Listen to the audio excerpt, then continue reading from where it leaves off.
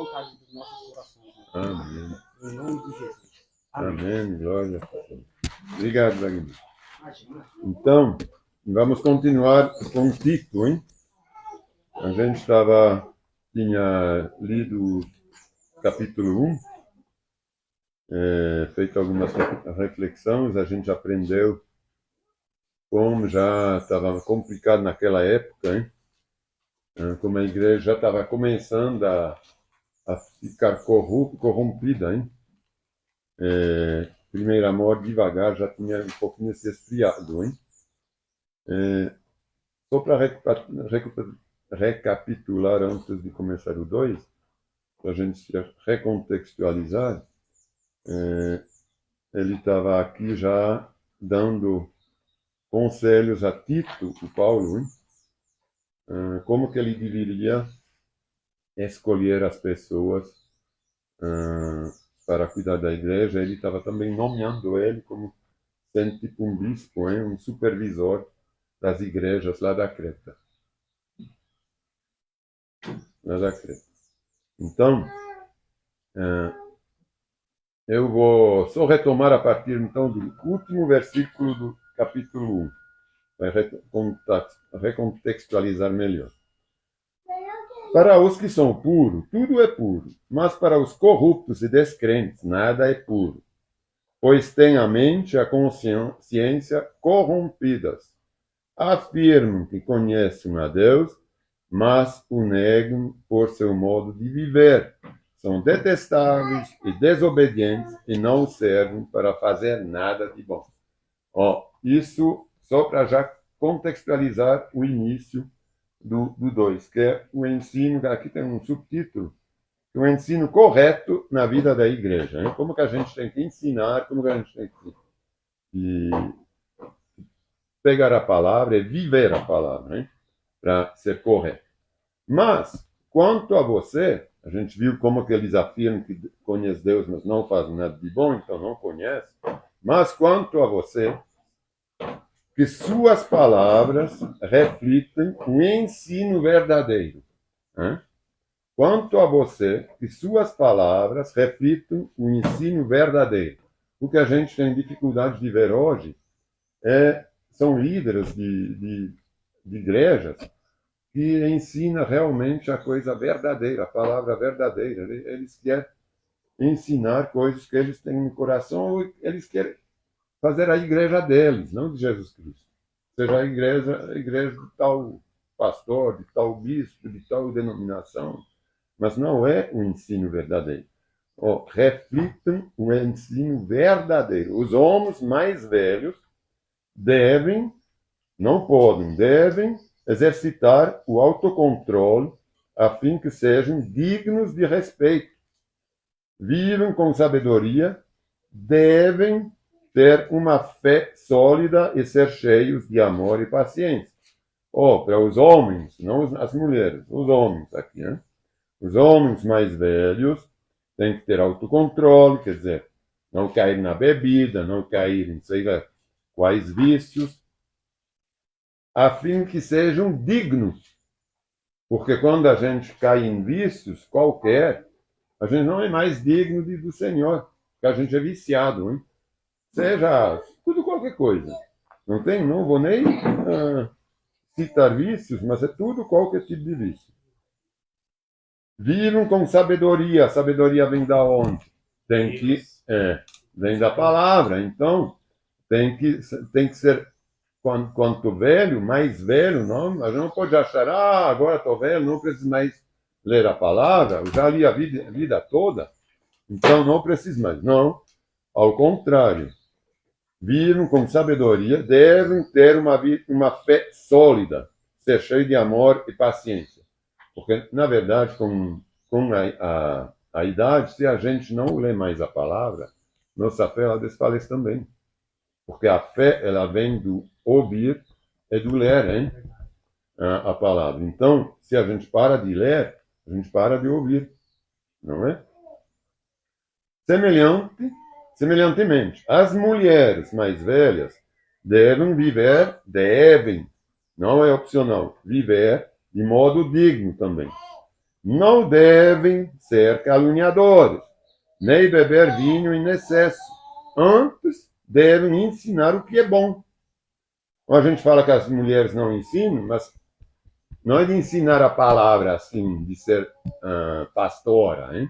Entre as, isso, mas ensinar o que a palavra ensina na vida do dia a dia, hein? Ensinar o que é bom. Devem instruir mulheres mais jovens a amar maridos e filhos. Tá bem claro, né? Você vê? As mais velhas, hein? Elas devem instruir as mais novas. Então não é de ensinar é de instruir como funciona a coisa com Deus. Hein? A viver com sabedoria e pureza, a trabalhar no lar e fazer o bem e a ser submissa ao marido. A ser submissas ao marido. Assim não envergonharão a palavra de Deus. Tudo isso para não envergonhar a palavra de Deus.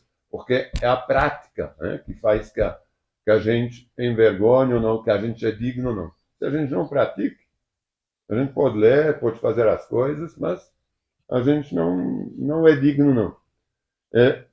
Uma coisa importante aqui, isso aqui tem que ser uma reflexão mesmo, a trabalhar no lar. Então, não teria muito que trabalhar fora do lar. Porque é fácil, né? Hoje a gente, às vezes ajuda alguém, tudo bem. Mas a gente pega alguém para ficar no lar, com os filhos, e depois a gente vai trabalhar fora. Isso não é muito correto, porque aí, o que acontece? O ensinamento do dia todo, o filho fica com a pessoa, ele vai pegar os vícios, o modelo vai ser essa pessoa que não tem uma referência da palavra, às vezes. Hein? Então, isso tem...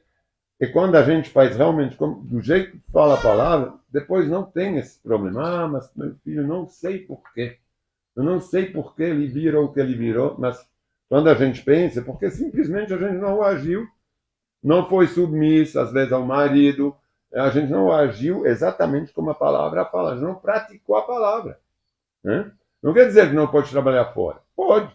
Uma vez que os filhos estão criados, tudo, que está sozinho em casa, não tem mais marido, está viúvo, está separado por algum motivo, claro que tem que trabalhar.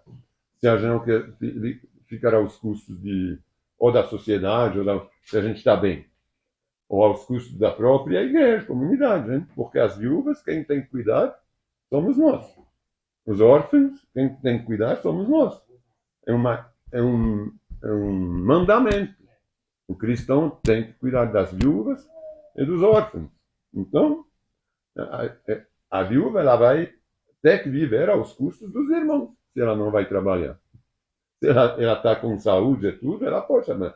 Mas se ela, às vezes, não encontra, quem tem que cuidar, em primeiro lugar, é a igreja, a comunidade, os irmãos, e depois as obras sociais. As obras sociais são feitas para quem realmente está lá perdido no mundo. Mas, normalmente, um irmão não precisaria de obras sociais, né, de ser sustentado pela prefeitura. Porque quando a gente é sustentado pelo governo, pela prefeitura, a gente tem que obedecer a quem nos sustenta. Mas não tem direito de... Não pode falar, eu não quero fazer. Então tudo bem, você não vai receber mais. Você vai ter que fazer o que o governo quer, o que a prefeitura quer. Às vezes não é sempre coisa boa. Já que a gente vai ver aqui que a gente tem que obedecer às leis, mas tem umas leis que a gente sabe que, ou umas práticas, não leis, às vezes não leis, mas umas práticas que as prefeituras impõem ao governos que não são muito cristãos. Né? Da mesma forma, o versículo 6. Incentive os homens mais jovens agora a viver com sabedoria. A viver com sabedoria. Não somente a ter, a vivê-la. Você mesmo deve ser exemplo da prática das boas obras. Ele está falando para Tito, hein? Tito, você mesmo deve ser exemplo da prática das boas obras. Tudo que fizer, tudo, deve refletir a integridade, a seriedade de seu ensino. Não adianta vocês, a gente, ensinar alguma coisa E depois, quando as pessoas nos veem, é uma coisa diferente, hein? Aí eu estou lá fazendo coisas que não, do contrário que eu ensinei. Eu não ensinei, mas que eu repassei, do seu ensino. Sua mensagem deve ser tão correta a ponto de ninguém a criticar. A gente não tem que deixar brechas, hein? Se a gente começar a falar uma coisa e fazer uma outra, aí os outros vão poder falar, não, vão poder apontar. Então, os que se opõem a nós ficarão envergonhados e nada terão de ruim para dizer a nosso respeito. Quanto aos escravos, devem sempre obedecer ao seu senhor e fazer tudo o possível para agradá-lo. Bom, a gente não tem mais escravos, mas pode ser empregados. Mas lá no caso era... Só que aqui, nesse sentido, era realmente escravo. E a priori não eram pagos. Hein? Jesus está criticando isso dos fariseus. Eles estão se aproveitando deles. Né? Eles não são justamente colaboradores, mas são escravos. A gente vê isso em cartas onde Paulo é bem claro, né, a respeito disso. O escravo ele virou um servo, e não mais um escravo. Um empregado, hein? Um irmão. Então aqui ele está falando dos escravos mesmo. Devem sempre obedecer a seu senhor e fazer tudo o possível para agradá-lo. Não devem ser respondão, nem roubar, nem devem mostrar-se bons, mas devem mostrar-se bons e inteiramente dignos de confiança. Claro que hoje a gente poderia colocar aqui empregados, né, por exemplo, porque a gente ouve muito falar assim, mas é o patrão. Eu não vou fazer porque o patrão é rico, porque o patrão é isso, porque o patrão... Não, isso aqui é calúnia. Porque o patrão trabalhou para abrir a empresa, o patrão paga imposto, a menos que seja um ladrão, mas isso aqui não é a gente de julgar. Mas o patrão, se ele é dentro da lei, ele tem muito mais responsabilidade que os empregados. Não é? Então, a gente não pode falar mal dos patrões ou do mestre. Mas a gente tem que ser bom e inteiramente digno de confiança do patrão. Assim tornarão atraentes em todos os sentidos o ensino a respeito de Deus no Salvador. Vai ser um testemunho, né? Quando a gente tem, se eu sou patrão, que eu tenho empregados que são dignos da minha confiança, é que também eu passei um ensino muito bom para eles. É que eles reconhecem isso.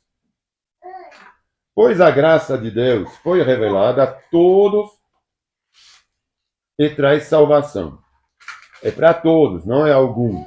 Somos instruídos a abandonar o estilo de vida ímpio e os prazeres pecaminosos. Eu sempre falo, a vida cristã é um estilo de vida. Eu tenho um estilo de vida cristão. Tem uns que têm um estilo de vida country, um estilo de vida vegano, outros que têm um estilo de vida, sei lá, roqueiro. A gente tem que ter um estilo de vida cristão. Quem nos vê tem que reconhecer no nosso estilo de vida um cristão, não um vegano, ou sei lá o quê. Porque senão a gente não reflita realmente a Deus. Ele não nasceu de novo.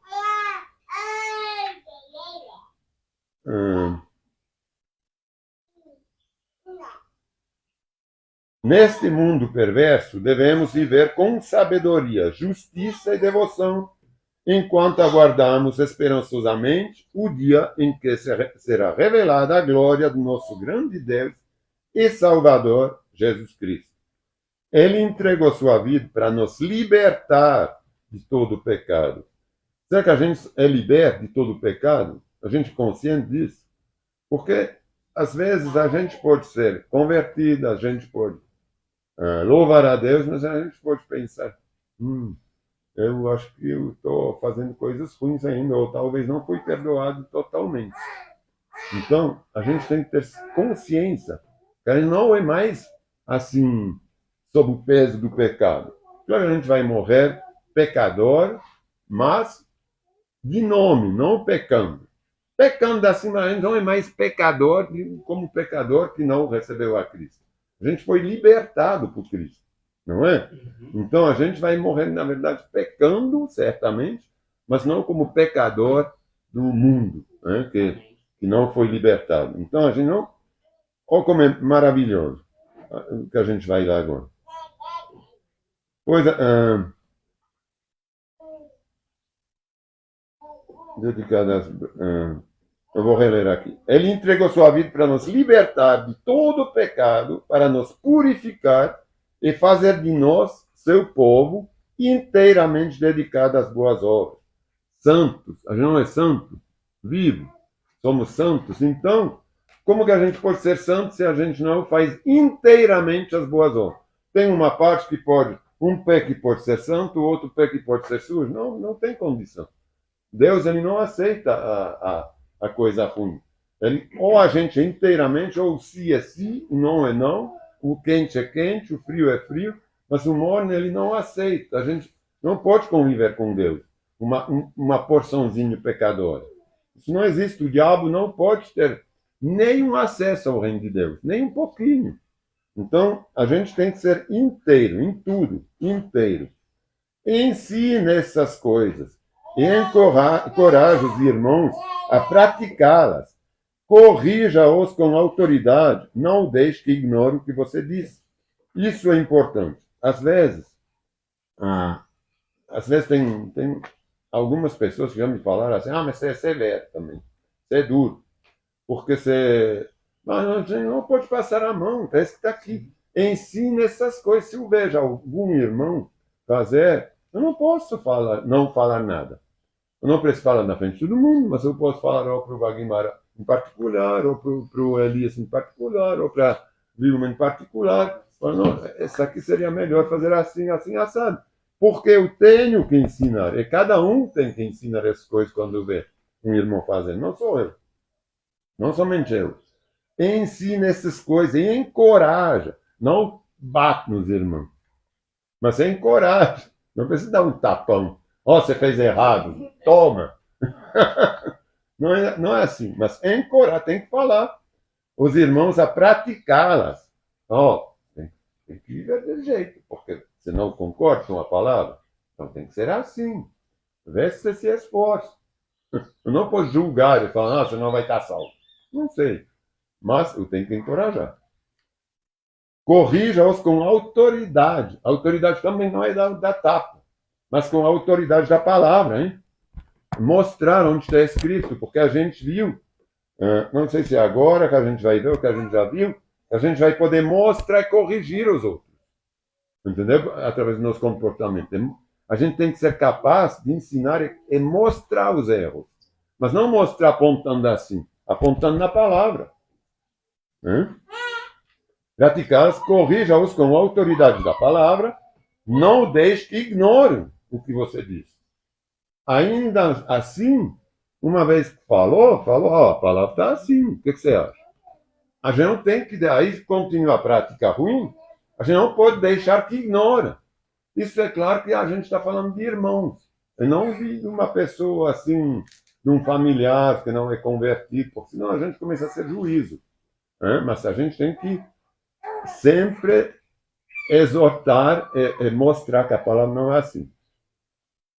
Lembra a todos, agora o 3, capítulo 3. Lembra a todos que se sujeitam ao governo e às autoridades. Devem ser obedientes e sempre prontos a fazer o que é bom. Não devem caluniar ninguém, mas evitar brigas, que sejam amáveis e mostrem a todos a verdadeira humildade. A humildade, a verdadeira, é obedecer às leis. Porque quando não obedece às leis, às vezes a gente já conversou a respeito disso, eu não estou sendo humilde, não. Eu estou sendo, não, para mim, isso aqui eu não preciso.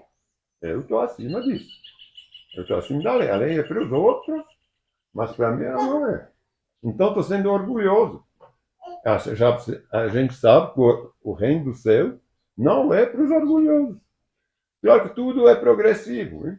Como a gente fala, tudo é aos poucos. Mas uma vez que a gente tem consciência que uma coisa está errada, em relação à lei praticada no país ou assim, é que não é uma lei que prejudique a espiritualidade, a palavra. A gente tem que ser humilde e obedecer. Às vezes não é agradável, às vezes é ruim, mas a gente tem que fazer. Né? Aqui, eu não estou citando ninguém, estou citando um fato geral. Mas é verdade que é muito comum, hein, Elias? Você sabe disso também. É muito comum dirigir, seja moto, carro, sem carteira de motorista, hein? Sem carta de motorista. Então, isso não é certo. É perigoso, né? É muito Se as perigoso. pessoas mesmo estando certas, ela se envolver em alguma coisa, ela vai ser punida, né? Às vezes, a pessoa que dirige sem carta, não quer dizer que ela não sabe dirigir. Ela sabe, às vezes, dirigir melhor que alguém que tem carta. Tem mais cautela do que quem tem. Às vezes, pode ser, outros não. Tem, porque É. sabe que está errado. Porque não. Se caso acontecer, Então. Mas se acontecer, o que ela vai pagar para isso é ruim. Por quê? Porque não obedeceu à lei. Então, é sempre bom esse tipo de coisa de fazê-los. Hein? Em outros tempos, também éramos insensatos e desobedientes. Em outros tempos, hoje mais não. Em outros tempos, éramos insensatos. A gente fazia todos esse tipo de coisas. E desobedientes. Vivíamos no engano. A gente enganava as pessoas, a gente queria lucrar com a mentira. Mas isso tudo é mentira também, quando a gente não é sujeito à lei, quando não tem a humildade. Vivíamos no engano e nos tornamos escravos de muitas paixões e prazeres. Éramos cheios de maldade e inveja e odiávamos uns aos outros. E isso é real. Em outros tempos, a gente era assim mesmo. Né? A gente enganava, a gente queria lucrar em cima de tudo, qualquer coisa, que seja uma coisa quebrada, a gente vendia como boa. Mas hoje a gente tem que ser diferente. Mas, por quê? Mas, vírgula, quando Deus, nosso Salvador, revelou a sua bondade e o seu amor, nos revelou, hein?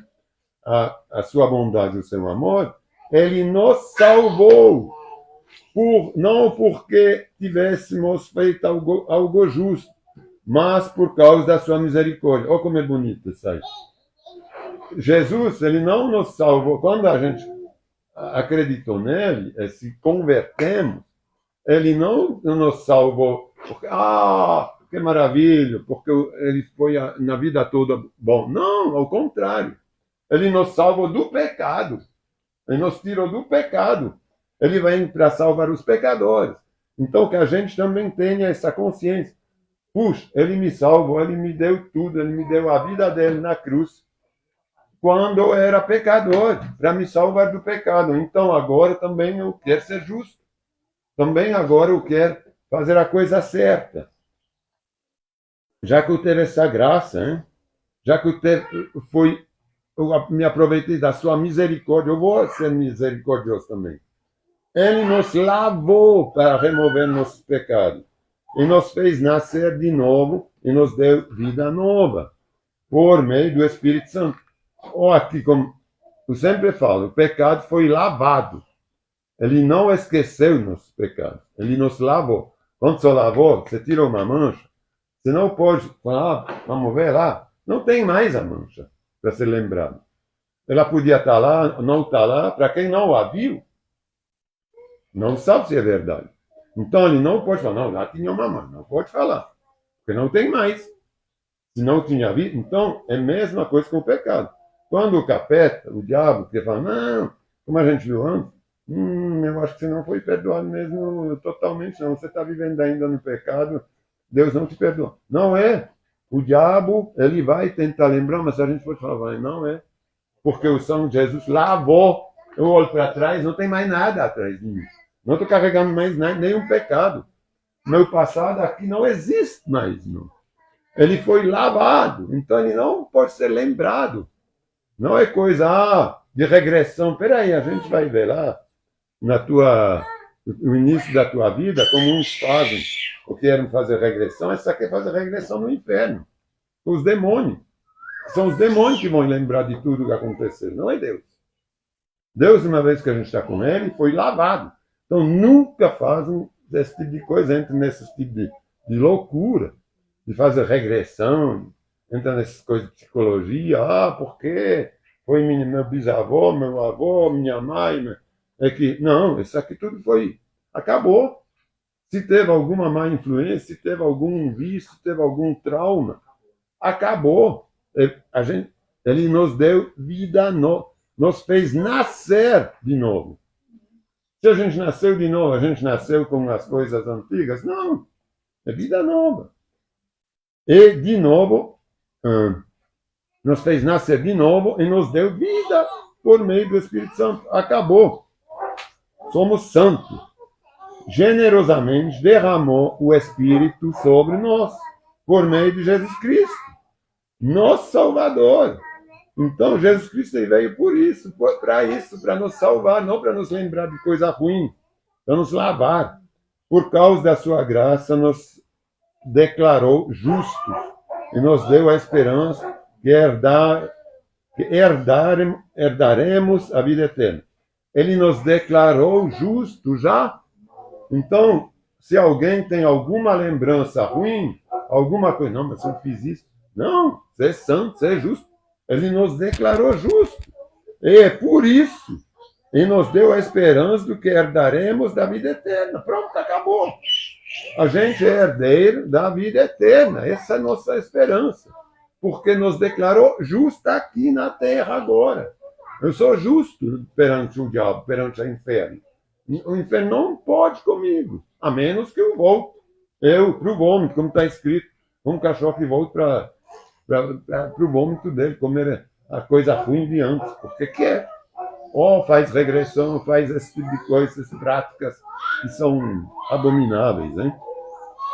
Essa é uma afirmação digna de confiança.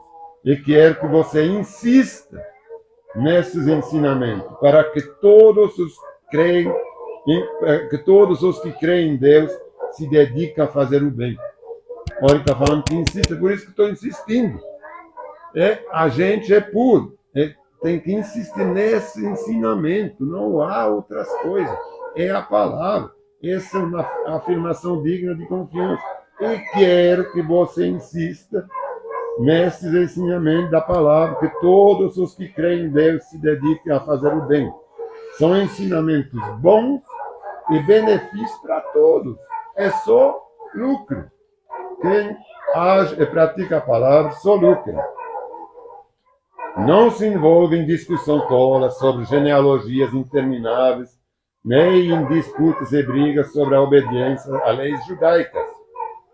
Essas coisas são inúteis e perda de tempo.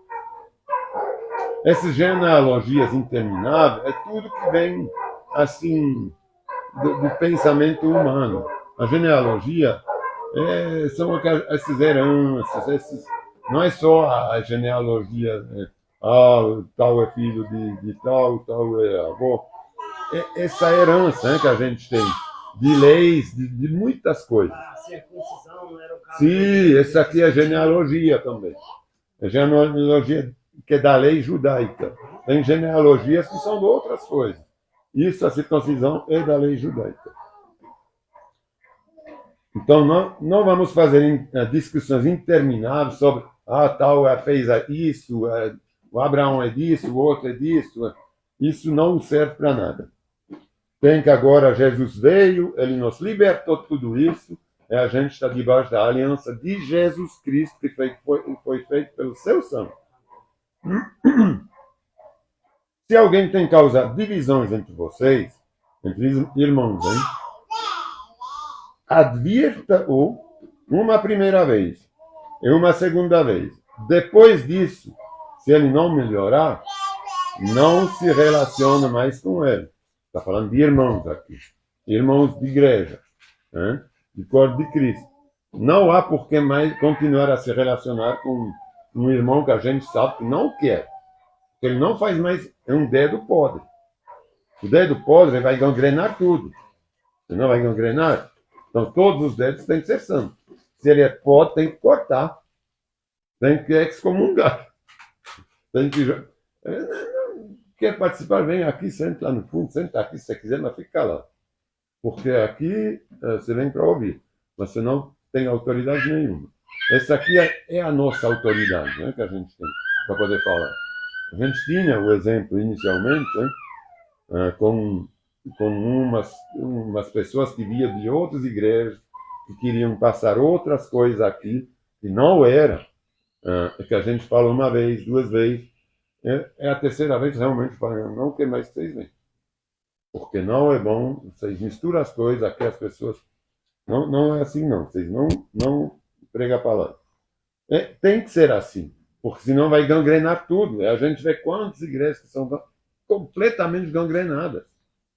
O corpo não é mais o corpo de Cristo, é um corpo meio podre. Tem mais podridão que outras coisas. Tem uma base sólida, né? E vai passando isso adiante para os novos membros, aí fica... Sim. Aí eu imagino os novos que vêm. É verdade, como você está falando. Aí como que a gente vai acreditar? Não, mas ele já tem uma certa idade, está falando coisas que não tem nada a ver. O outro fala outra coisa. Então, tais indivíduos se desviaram da verdade e condenaram a si mesmos com seus pecados. Porque é um pecado quase capital. Tem pecados capitais, hein? Que é renegar o Espírito Santo. Planeja enviá-los Artemas ou Tíquico. Assim que um deles chegar, procure ir ao meu encontro em Nicópolis, pois decidi passar o inverno ali. O Artemas e Tíquico eram uns discípulos que foram enviados naquela época de Jesus, com os 70, a segunda vez que ele enviou os discípulos para evangelizar. Aí ele está falando que ele vai passar o inverno lá em Nicópolis. Nicópolis está na Grécia, hein? Ele está escrevendo aqui para Creta, hein? Para o Tito, que está na Creta, hein? Na ilha. Então faça tudo o possível para ajudar Zenas, o advogado, e Apolo na viagem deles. Eles também são uns dos primeiros convertidos, né, nas viagens de missionário de Paulo. Na terceira viagem, acho que o Zenas se juntou, se converteu, o Apolo, também lá em Éfeso. Hein? Eles são de Éfeso. Então, o Zenas está falando que é advogado, por quê? Porque ele era um advogado da lei. Não tem na lei, hoje, a mesma lei judaica, hoje é quase, a gente retomou quase tudo, né, da lei judaica na nossa lei aqui. Por exemplo, que não pode matar, que não pode roubar, essa tem tudo base na lei bíblica. Tem uns nos Estados Unidos ainda estão jurando em cima da Bíblia, né, nos tribunais. Não sei no Brasil, mas lá estão ainda jurando que vão falar a verdade, é tudo em cima da Bíblia.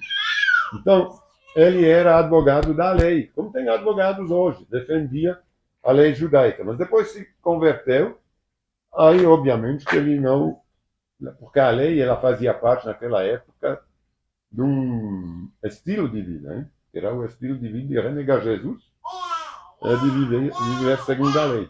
Então, ele se converteu. Providencia que tenham tudo o que precisam. Nosso povo deve aprender a fazer o bem, ao suprir as necessidades urgentes de outros. Assim, ninguém será improdutivo. Olha como é maravilhoso. Não está falando aqui, vocês têm que ir lá debaixo do minhocão, distribuir sopa para fazer. Não.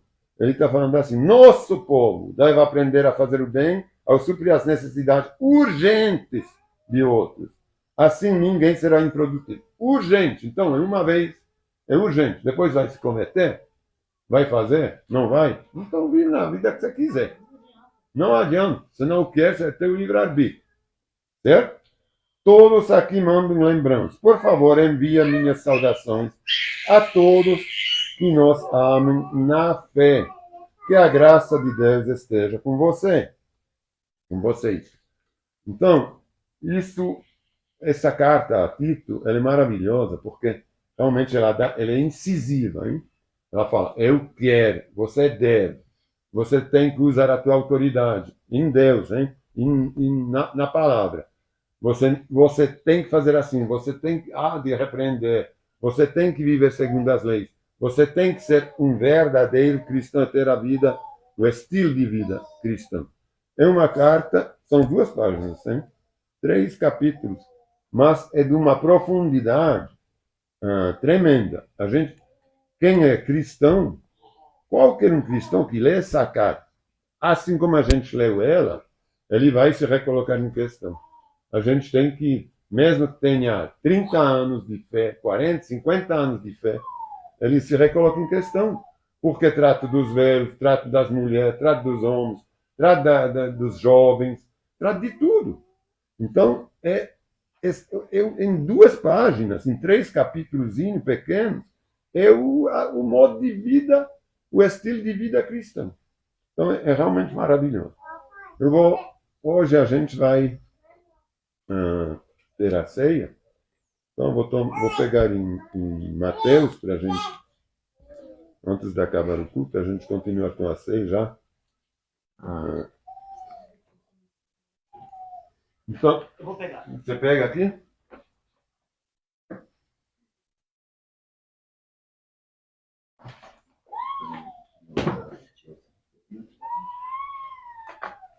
Vou pegar então em Mateus, é o mesmo texto que Paulo retoma em Coríntios 11. Em Mateus, no capítulo 26, os versículos 26 também,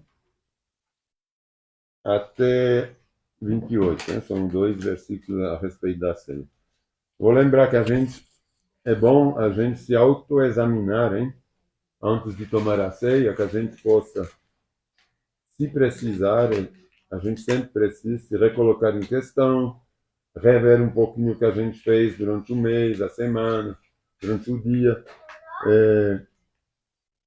É realmente pedir a Deus que Ele nos mostre se tem alguma coisa, se a gente já sabe que tem, antes da gente tomar a ceia, que a gente já peça perdão, que a gente já tome a decisão de ir pedir perdão, se precisar, de ir ajudar ou retificar alguma coisa, hein? Para a gente não se condenar a nós mesmos. Então, eu vou ler aqui o 26, 26. Jesus tomou o pão e abençoou. Obrigado. Em seguida, partiu um pedaço e deu aos discípulos, dizendo... Aí eu vou esperar vocês pegarem do pão. Pode pegar do vinho também já, hein?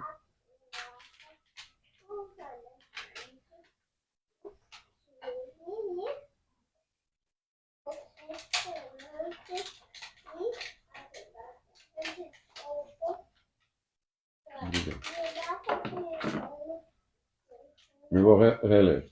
Enquanto comiam, Jesus tomou o pão e o abençoou. Em seguida, partiu em pedaços e deu aos discípulos, dizendo: tomem e comam, porque este é o meu corpo. Então, Senhor, a gente quer fazer em lembrança do teu sacrifício, Senhor, em lembrança. Como a gente leu agora em Tito, que o Senhor deu a sua vida, teve misericórdia da gente, Senhor. Não porque a gente estava justo, mas porque justamente a gente era pecador e é pecador, Senhor. A gente queremos nos lembrar que o Senhor deu a sua vida, que o seu corpo foi mutilado, crucificado. A gente, através desse pão, a gente está comendo agora o teu corpo em lembrança do teu sacrifício. Pode comer.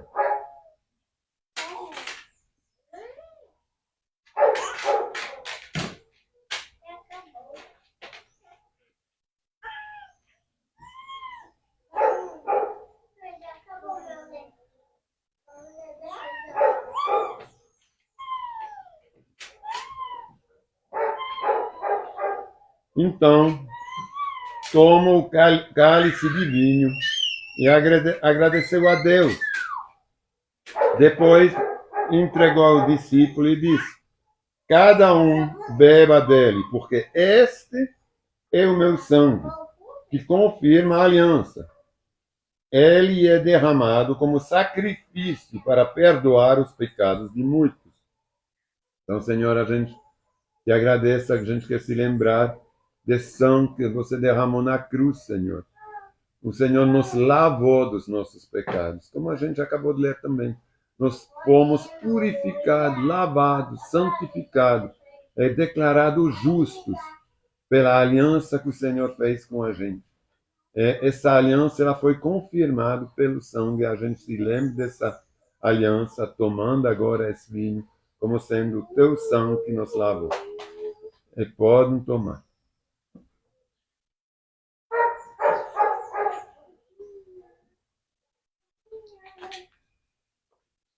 Eu quero agradecer. Obrigado, Senhor, por esse culto maravilhoso, por esse louvor. Obrigado, Senhor, pelo teu sacrifício, Senhor, pela misericórdia que o Senhor teve para nós, pecadores, Senhor. O Senhor sofreu na cruz, o Senhor se entregou para a gente, Senhor, sem ninguém da gente merecer. A gente quer nos lembrar, Senhor, que você nos deu de graça, para a gente também poder oferecer de graça. E nunca fazer da tua palavra um comércio, um negócio. Senhor, a tua palavra é uma graça. E a tua palavra deve ser vivida, como a gente viu